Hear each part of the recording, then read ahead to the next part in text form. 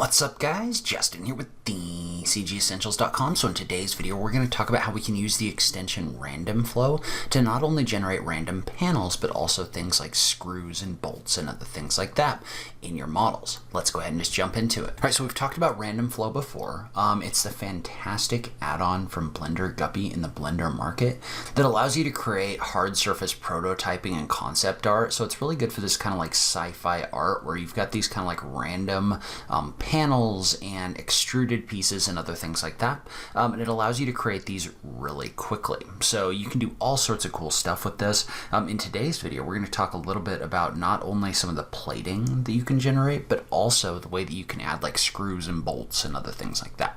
All right, so what I'm going to do, just for simplicity's sake, I'm going to go ahead and I'm going to do a Shift A, and I'm going to add a plane. Go ahead and scale this up just a little bit, making sure to apply our rotation and scale. But now, what I want to do is I just want to tab into edit mode and make sure this face is selected. And for right now, we're just going to leave this as is. We're going to keep this pretty simple. I'll link to some other videos in here that I've done about random flow as well. But now what we're going to do is we're going to do a Shift Q, and we're going to start by adding some panels to our surface. Right, so the panels is the one that's going to come in here, and it's actually going to subdivide this up and add random panels to our surface. So a couple things you can adjust. So usually the first thing I do is just drag the seed a little bit in order to get this to run the first time and generate these. But then you can adjust things like how much of the surface gets panels applied to it by adjusting the panel amount. You can also adjust how big those panels are by dragging the panel size right here. But then you can also add some detail by adding cuts in here like this. And then if you want to rerun this and readjust this, you can just change the panel seed just like this. But we're going to go ahead and we're going to set our panel size to something a little bit smaller.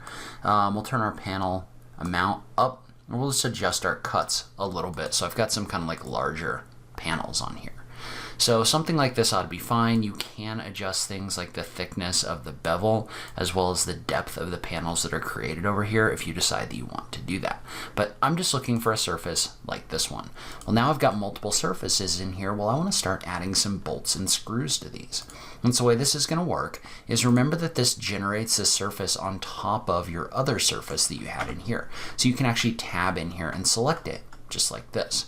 And so when we do this, notice how I can come in here and I can select these surfaces right here. And then I can just tab back into object mode and do a Shift Q. And what I want to do is I want to add panel screws right here. And so first off, we're going to start with the cylinder function right here. And so notice what that's doing is that's coming in here and that's actually generating little screws or bolts on this surface. And so we can adjust the size of those bolts by dragging your radius up right here. You can also adjust things like the number of sides that are on the bolts by adjusting this option right here. And so we can adjust how many of these are created by adjusting our spacing. So notice how as I bring my spacing down like this, I'm getting less bolts on here. And then you can adjust how far in or out these are offset using the margin position right here. And then you can also adjust the up down offset with this offset function right here. You can also adjust the depth of those by adjusting the depth function. So there's a lot of different things you can do in here in order to quickly generate all of these different bolts. And so you can adjust your number of bolts by adjusting your spacing as well as your step, right? So if I turn my step down, I'm going to get more bolts. If I turn my step up, then I'm going to get less bolts in here just like this.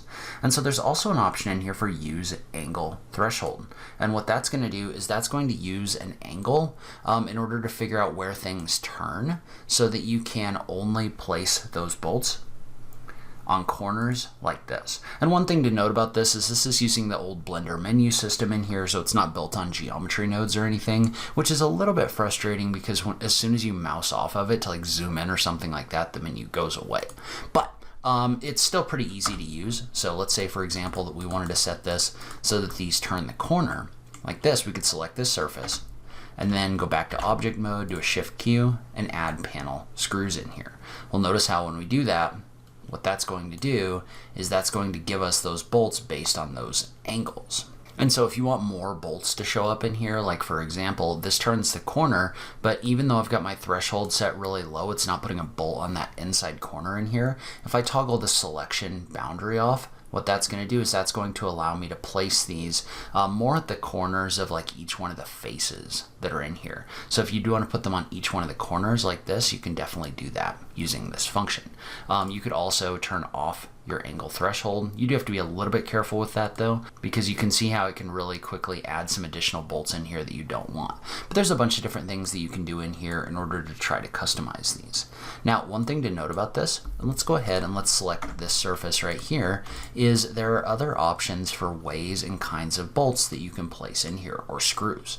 So if I do a shift key right here, and instead of using this cylinder function, I use the custom function. So this comes built in with a couple different screw types. So you've got the captive types, as well as a Phillips, as well as a round head right here. So if you want to add those different types in here, you can do that by using the custom option right here. You can use other meshes as well. I haven't quite figured out how to get those to show up in this list though. So I'm not 100% sure how to do that, but I do know you can also, let's say that we wanted to create a screw off to the side here, like a custom screw head.